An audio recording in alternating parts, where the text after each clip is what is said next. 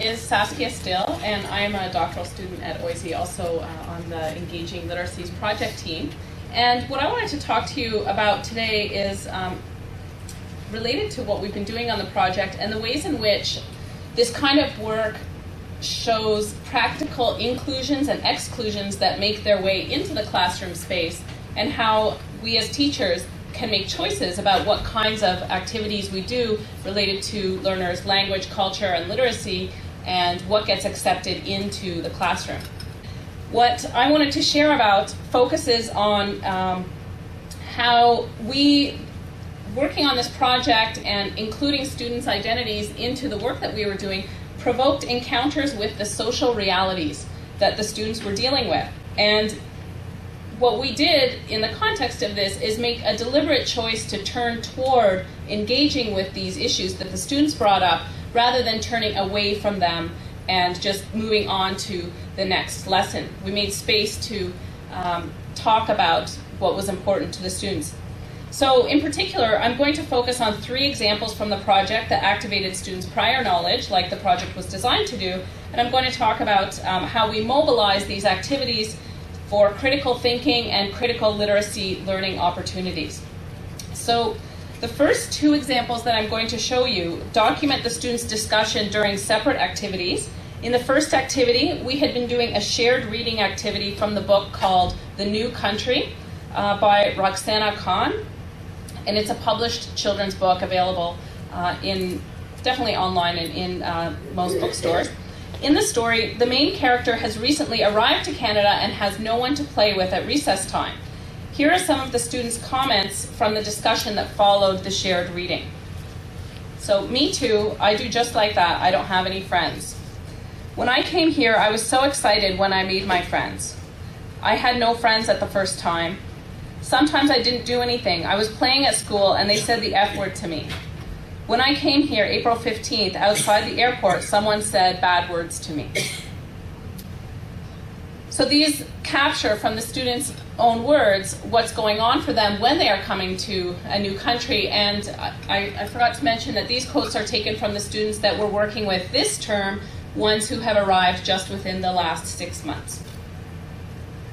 The next examples are taken from a discussion that began in the context of talking about our story settings. So students were taking turns sharing their ideas about the locations where their stories would take place, and the settings that they listed included their home country, their house, their new apartment, the airplane, and school.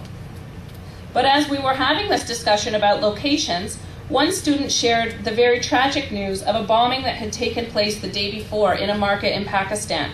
150 people were killed, including many women and children, because the bomb had gone off in a marketplace. This news began a very deep and personal discussion among the students, and here are examples of what they said. In Pakistan, one boy, he's going to school, and there was a bomb coming, and he was under the bomb. And then another boy added, and he died. In Pakistan, school is off now because people said there are going to be bombs. You are going to be bombed. In Afghanistan and Pakistan, there's lots of bad guys. They don't want kids to go to school because they don't want studying. They don't want students learning what is writing, what is reading. They don't want kids going to school and to learn. Provoking these encounters with the students was neither deliberate nor planned. I don't think that we expected this at all when we set out to write stories about my family and my journey to Canada, and which I guess reflecting upon that shows our own, or just speaking for myself, my own short-sightedness in terms of what this was going to include and unlock in terms of what we were talking about with the students. However, in those moments when these discussions spontaneously emerged, we decided not just to, again, move past and go on to the next aspect of the lesson or planning our stories.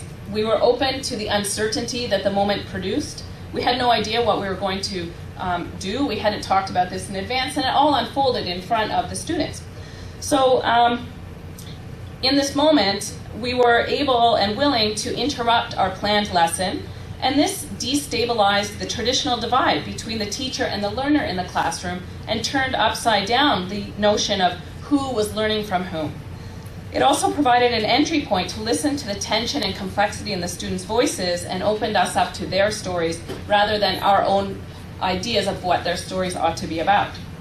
So in deciding what to do next, we decided to generate a list of questions relating to the students' concerns, and here are photos of the questions that the students developed and we wrote down.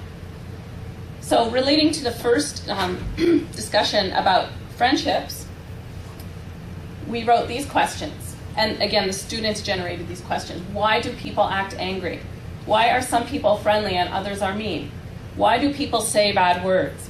Why don't people listen to each other? Why did people make fun of me when I couldn't speak English? And this slide shows more questions, and you can see we also turned this into a language learning opportunity to talk about question forms relating to why and the use of question marks in the students' writing.